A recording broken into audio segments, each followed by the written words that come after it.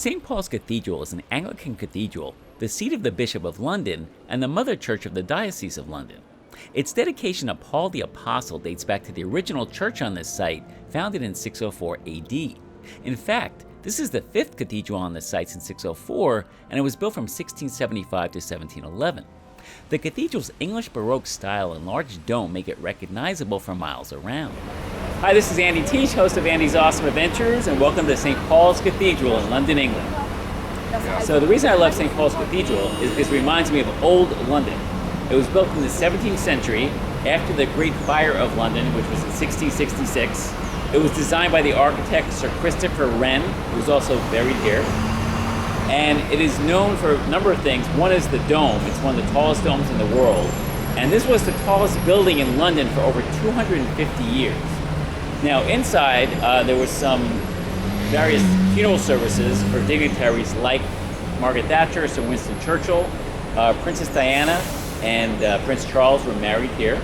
Besides Admiral Nelson and a few others that are buried here, my favorite is actually Sir Alexander Fleming. Now you might not recognize the name, but he discovered penicillin. So I'm going to go inside and pay homage to Sir Alexander Fleming. Now before we see more of the exterior of the cathedral, let's take a look at the beautiful ornate interior. Back in Elizabethan times, Paul's Walk was the name given to the central nave of Old St. Paul's Cathedral, where people walked up and down in search of the latest news. Newsmongers, as they were called, gathered there to pass on the latest news and gossip at a time before the first newspapers. Those who visited the cathedral to keep up with the news were known as Paul's Walkers.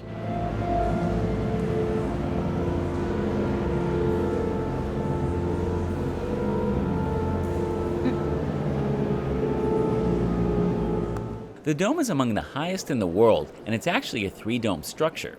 It's the second largest cathedral dome in the world, weighing approximately 65,000 tons. The mural on the dome is of St. Paul shipwrecked in Malta by James Thornhill.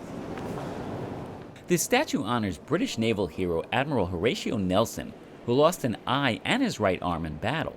He was killed at the Battle of Trafalgar in 1805, and you can see his sarcophagus a little later in the video when we visit the crypt.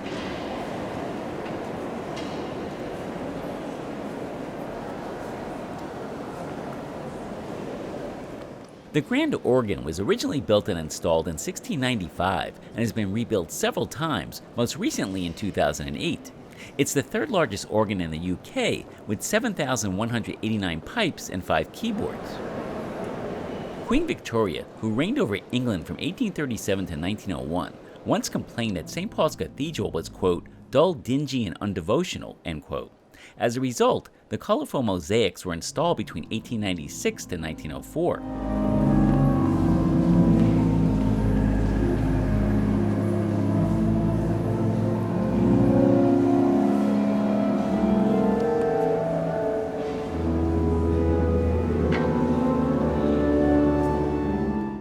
The present high altar dates from 1958 and is made of marble and carved in gilded oak. The canopy was based on a sketch by Sir Christopher Wren, but it was built after he died. This one replaced a large Victorian marble altar and screen, which was damaged by a bomb strike in World War II. On top of the altar is a gilded statue of Jesus.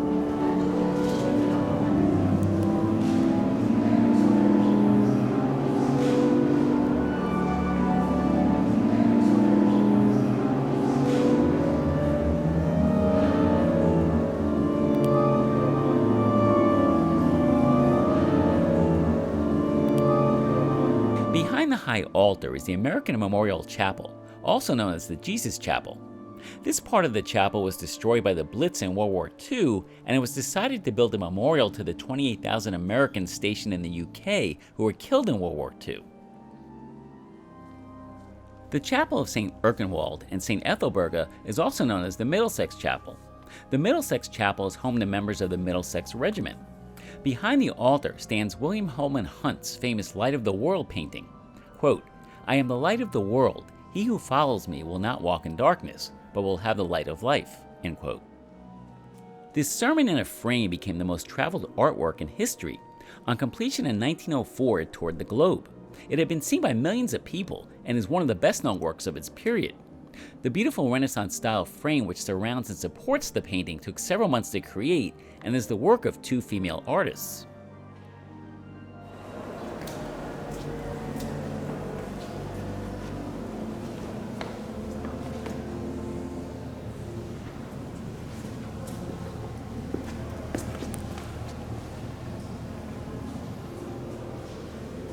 This is the OBE Chapel, also known as St. Faith's Chapel. The original St. Faith's was a parish church attached to the old cathedral destroyed in the Great Fire of London. In 1960, this chapel became the spiritual home to the Order of the British Empire. The OBE was instituted by King George V in 1917, initially to recognize the large civilian contribution to the war effort during World War I.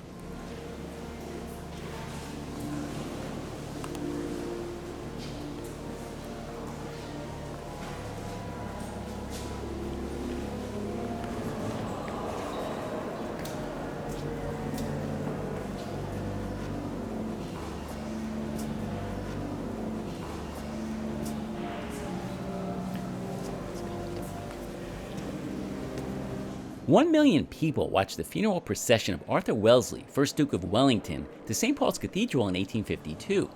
He was a soldier, statesman, and former prime minister who defeated Napoleon at the Battle of Waterloo in 1815. His casket is made of Cornish granite, and his memorial took longer to build than the cathedral itself. Admiral Nelson originally laid in a coffin made from the timber of a French ship he had defeated. This black marble sarcophagus was originally made for a 16th century dignitary who fell out of favor and remained empty until a suitable person could be found.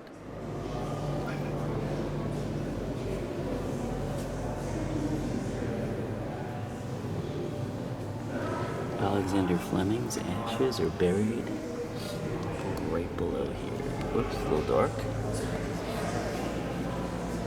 There's an AF there, Alexander Fleming. That's where his ashes are buried.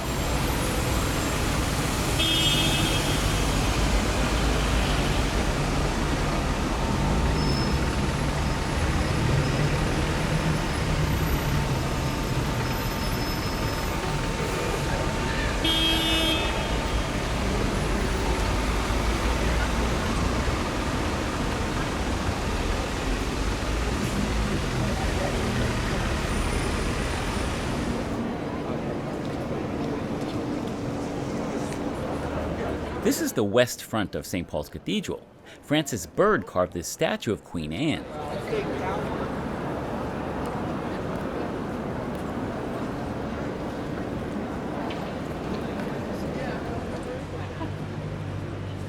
Near the top of the southwest tower is a clock, which was installed in 1893. Above the clock inside the tower hangs Great Tom, the hour bell, and Great Paul, the largest bell ever cast in the UK. The two western towers are topped with a pineapple, a symbol of peace, prosperity, and hospitality. The triangular relief depicts the conversion of St. Paul to Christianity. Above it stands the figure of St. Paul himself, flanked by other apostles and the four evangelists. This was also the work of Francis Bird between 1718 and 1721, who was greatly influenced by Rome's church architecture.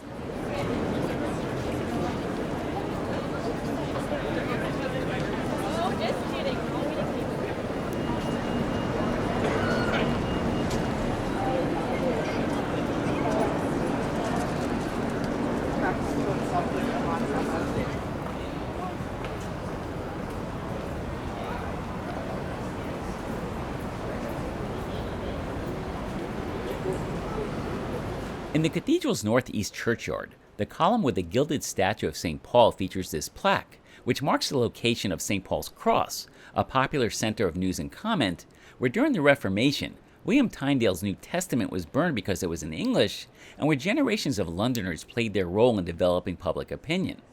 The column also commemorates the public preaching of the Christian faith in this location.